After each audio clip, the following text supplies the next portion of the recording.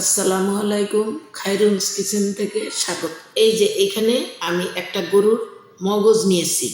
আপনারা অবশ্যই চিনবেন, গরুর মাংস আমরা খাই এবং মগজটাও ভুনা করে আমরা খাই, তবে অনেকে নাও খেতে পারেন। যারা খান তাদের জন্য আজকের রেসিপি গরুর মগজ ভুনা। কিভাবে মগজটা ভুনা করব একটু পরে আপনাদেরকে দেখাবো।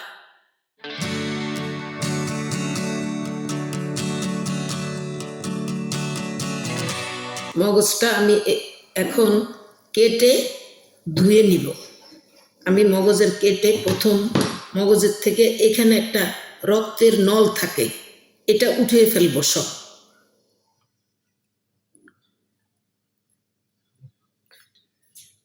এই যে এটার মধ্যে একটা রক্তের নল থাকে, এটা টেনে এভাবে উঠিয়ে ফেলতে হবে, এভাবে উঠিয়ে ফেলতে হবে। এই যে এইভাবে আমি সমস্ত নলগুলা ফেলে পরিষ্কার করে নিয়েছি। এখন এইভাবে ছোট ছোট পিস করে নিয়ে নেব।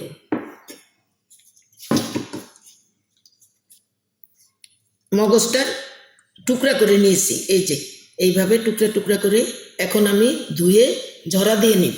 মগজ ধোয়া শেষ হয়ে এখন রান্নায় চলে যাব। রান্নার জন্য তেল দিয়ে দিব, এক এক করে সমস্ত মশলাগুলা দিয়ে দিব।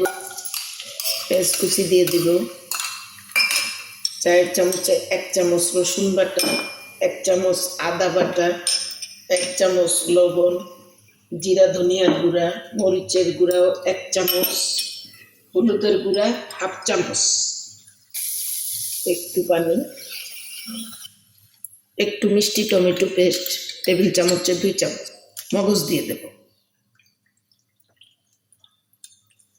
এখন একটু গরম মশলা দিয়ে দিব, 1 চামচ, 4 চামচে। শেষ হয়ে গেল গরুর মগজ রান্না। কারণ আমি কিন্তু পানি ব্যবহার করি না, শুধু মশলা কষানিতে মশলা যাতে না পুড়ে সেজন্য একটু পানি দিয়েছি। ওই পানি এবং পেঁয়াজের পানিতেই মগজ তো খুব নরম, সেই জন্য সিদ্ধ হয়েছে। এবং এটা একটু মিডিয়াম আছে, কিছুক্ষণ রান্নাটা শেষ করতে হবে।